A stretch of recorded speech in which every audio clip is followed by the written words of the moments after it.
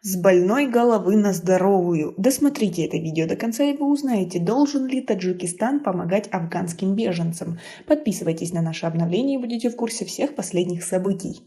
В этом году, по мере того, как США и западная коалиция выводили свои войска из Афганистана, тысячи беженцев устремились в Таджикистан, а тысячи таджикских военных перебросили к границе наблюдать за действиями Талибана.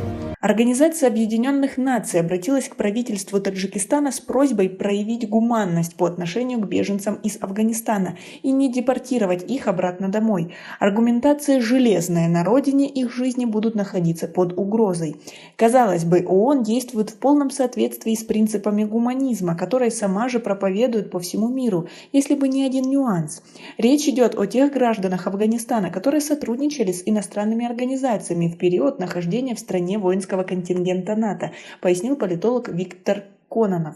Управление Верховного комиссара ООН по делам беженцев отметило, что в Таджикистане прекратили свою деятельность структуры, отвечающие за прием и легализацию граждан соседней страны, покинувших ее после прихода власти талибов. Не страшно вам, что рядом через речку буквально талибы?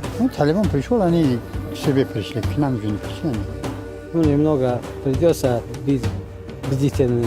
В результате, по данным Управления Верховного комиссара по делам беженцев, 11 ноября текущего года были депортированы 11 афганцев, причем до рассмотрения их ходатайств о предоставлении убежища. Это излюбленная Западом политика двойных стандартов. Таджикистан упрекают в высылке 11 человек, в то время как НАТО, бросившее на произвол судьбы десятки тысяч афганцев, продолжает оставаться оплотом мира и справедливости на планете, усмехнулся эксперт.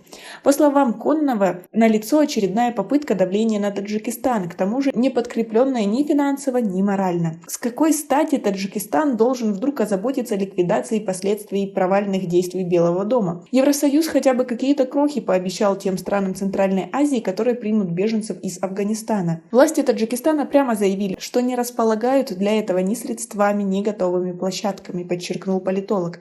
Нельзя забывать и о потенциальных угрозах, которые обязательно возникнут с наплывом афганцев. Под видом беженцев в страну могут проникнуть эмиссары радикальных исламских группировок, которые рассеются по региону, чтобы вести подрывную деятельность. Об этом страны Центральной Азии неоднократно предупреждали Совет Безопасности Российской Федерации и высокопоставленные сотрудники российских спецслужб. Аналогичного мнения придерживаются и ближайшие соседи Афганистана – Китай, Иран и Индия. А вы как думаете, должен ли Таджикистан принять этих людей? Свои ответы напишите нам, пожалуйста, в комментарии. По словам экс-главы МИД Ирана и агентства по атомной энергетике доктора Али Акбара Салехи, рост экстремизма и национализма, а также поддержка различных террористических организаций будут оказывать давление на страны региона. И вот на этом фоне ООН вдруг озаботился судьбой афганских беженцев в Таджикистане.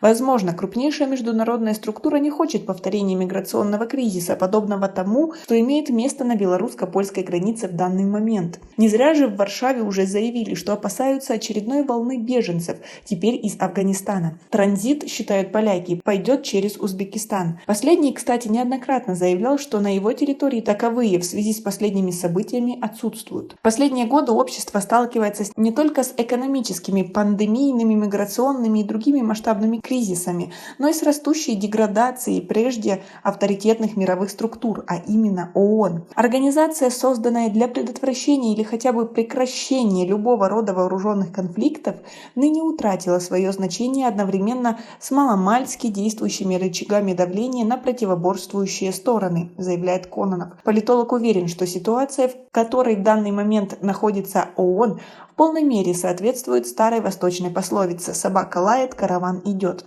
Если ее авторитет и дальше будет падать такими прогрессирующими темпами, то не за горами и распад организации, резюмировал эксперт. А вы с ним согласны? Свои ответы напишите нам, пожалуйста, в комментарии. У нас пока на этом все. Оцените наше видео подпиской и лайком. До скорой встречи!